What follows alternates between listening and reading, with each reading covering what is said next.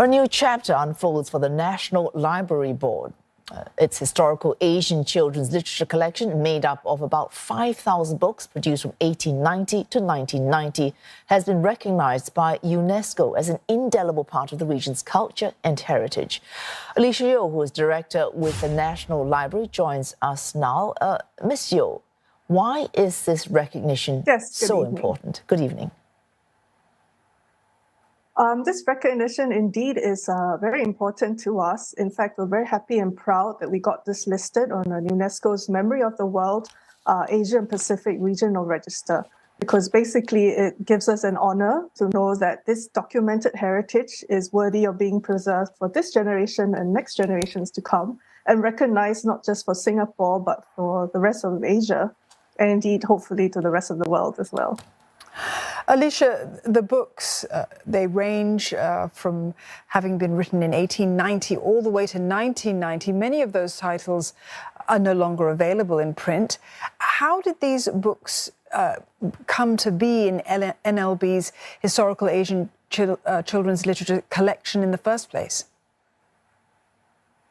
In a way, they were collected by our predecessors even before the war. So it started as a merger of two collections from the then called the Teachers Training College and the Raffles Library and Museum. And together, since then, we've been part of NLB's rare collections. And we've been slowly adding to them across the years. And it's great that this year, when we made a bid for the UNESCO Regional Register, we got it. So we're very happy here at NLB to get this listed. Ms. Yeo, of course, as we mentioned earlier, some of these books may be first editions, rare, out of print, but there are many reasons why they might be considered valuable. From your point of view, which are the more unique and memorable works in this collection?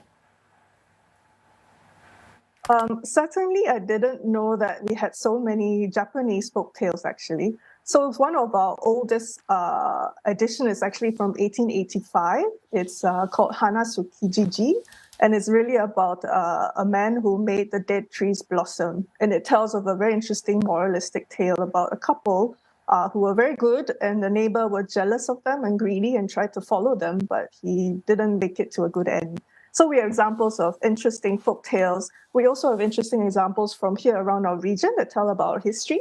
For example, many might know of the hero of the old age. His name is Hang Tuah, and his tale has been told many times over and over again. But what's interesting is, maybe I can show it to you now. It's actually a cartoon version of it, if you can see.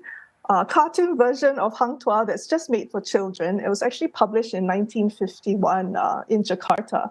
So we do carry a huge range of published materials from all over.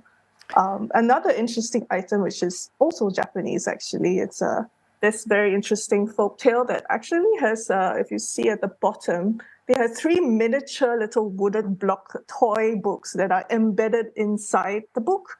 So again, it's about Japanese folk tales. This one was published in 1969. So it's filled with very interesting materials as well, because they were printed on different types of paper, some traditional Japanese paper.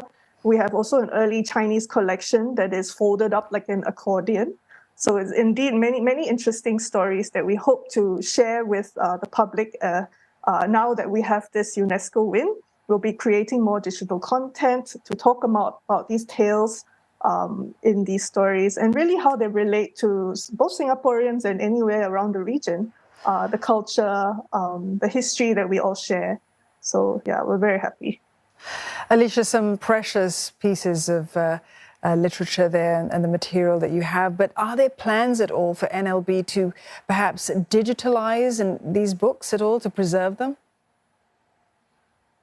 Yes, certainly. Currently, we take care of the older materials in a very steady, in a secure room with a steady temperature and humidity.